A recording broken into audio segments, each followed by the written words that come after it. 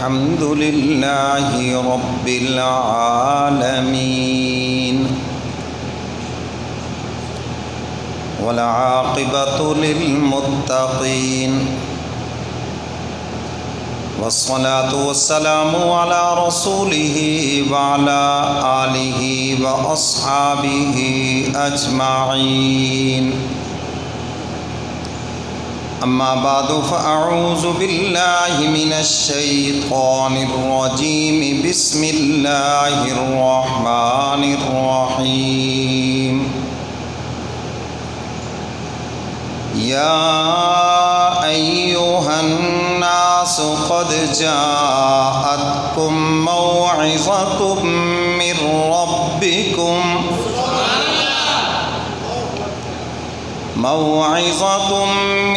ربكم وشفاء لما في الصدور وهدى ورحمة للمؤمنين قل بفضل الله وبرحمته فبذلك فليفرحوا هو خير مما يجمعون صدق الله مولانا العظيم وصدق رسوله النبي الكريم ونحن على ذلك من الشاهدين والشاكرين والحمد لله رب العالمین۔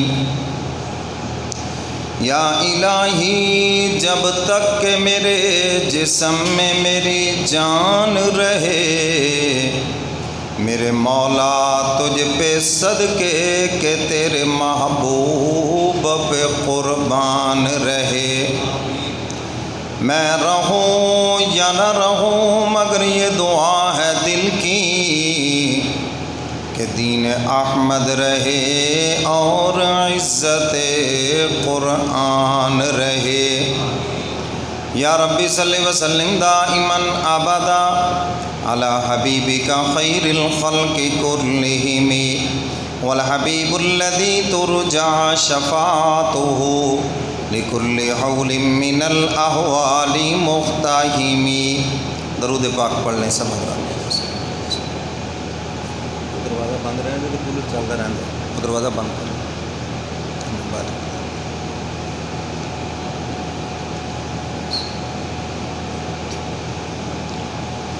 میرے واجب الاحترام معزز حاضرین، آپ حضرات کے سامنے قرآن مجید فرقان حمید کلام الہی میں سے ایک دو آیت کریمہ تلاوت کی ہے۔ دعا فرمائیں کہ اللہ رب العزت مجھے شرح صدر کے ساتھ بیان کرنے کی اور ہم سب کو قرآن و سنت پہ عمل کی توفیق عطا فرمائے۔ ان آیات کے اندر حق تعالیٰ نے بنی نوع انسان کو یہ بتلایا کہ میرے محبوب کے ذریعے تمہارے پاس میرا کلام پہنچا ہے، اور یہ جو قرآن کریم ہے یہ تمہارے لیے نصیحت بھی ہے اور تمہاری دل کی بیماریوں کے لیے شفا بھی ہے۔ میرے محترم سامعین، قرآن کریم کا اتنا یاد کرنا جس سے آدمی نماز پڑھ سکے یہ ہر مسلمان کے اوپر فرض ہے، اور قرآن کا حافظ بننا یہ فرض کفایہ ہے۔ فرض کفایہ کا کیا مطلب کہ کچھ لوگ حفظ کر لیں تو یہ پوری امت کی طرف سے ادا ہو گیا۔ تو الحمدللہ یہ جو فرض کفایہ ہے یہ ہمارے دینی مدارس اس کو پورا کر رہے ہیں۔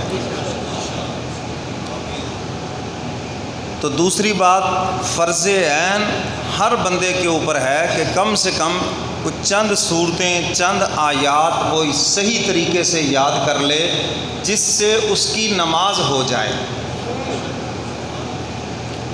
حدیث مبارکہ میں آتا ہے بہت سے قرآن پڑھنے والے ایسے ہیں جن پر قرآن لعنت کرتا ہے۔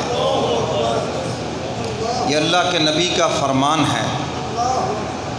قرآن کو اللہ نے عربی میں نازل کیا، عربی کے اندر ہی اس کو پڑھنا ہے، اپنی زبانوں میں نہیں پڑھنا۔ جو اس کا عربی تلفظ ہے اسی تلفظ سے پڑھنا ہے، اور کوئی مشکل نہیں ہے۔ کسی بھی قاری صاحب سے آپ چند صورتیں یاد کر لیں، اس میں کون سی عیب کی بات ہے؟ کیونکہ سین، صاد، ثا تینوں میں فرق ہے، یہ ایک ہی ہے۔ اگر آپ یہ فرق نہیں کریں گے تو نماز نہیں ہوگی۔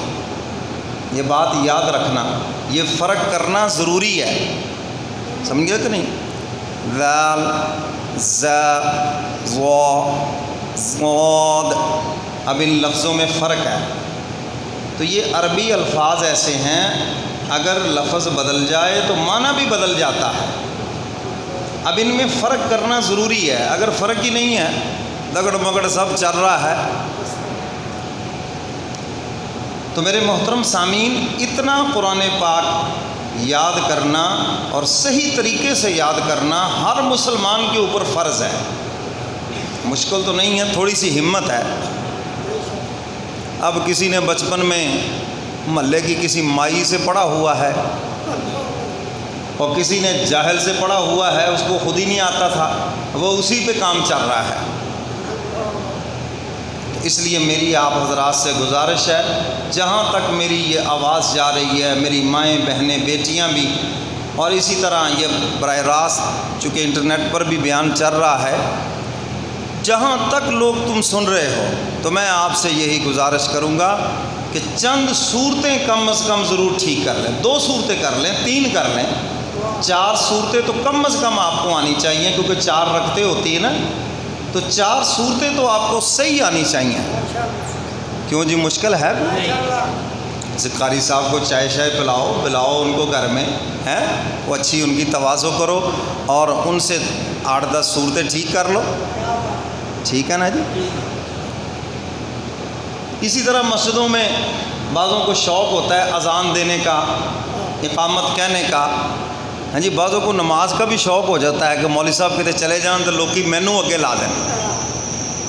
سستی شہرت، اور یہ بڑی سستی عزت ہے۔ بازار میں چودراہٹ کے لیے تو بڑا پیسہ لگانا پڑتا ہے، بڑا کچھ کرنا پڑتا ہے، تو یہ بڑا سستا سا کام ہے۔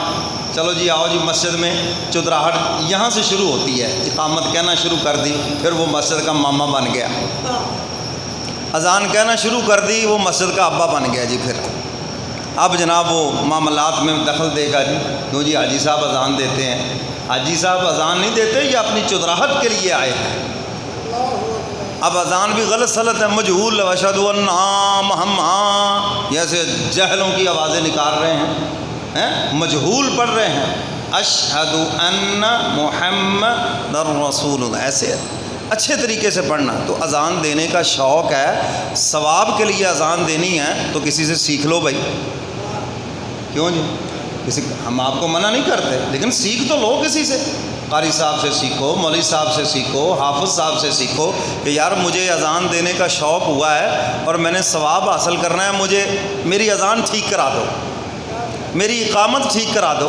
تو اس میں کوئی عیب کی بات ہے؟ اب میں کسی بھی مسجد میں ہوتا ہوں، اذان کہتے میں کہتا ہوں بھی آپ نے اذان غلط کی ہے، جاہل ہوتے ہیں انا کا مسئلہ بنا لیں گے۔ یہی فرق ہے پڑھے لکھے کا اور جاہل کا۔ پڑھا لکھا بندہ شکریہ ادا کرے گا کہ آپ کی مہربانی، میری غلطی کی اصلاح کر دی، آپ نے صحیح بتا دیا، چلو آئندہ میں ایسا کروں گا۔ اور جو جاہل بندہ ہوگا، لے مولوی سانو ٹوکتا پھرتا ہے، میں نے تو فلاں جگہ بھی اذان دی، میں نے تو فلاں جگہ بھی اذان دی، مجھے کسی نے کچھ نہیں کہا۔ تو میرے محترم سامعین،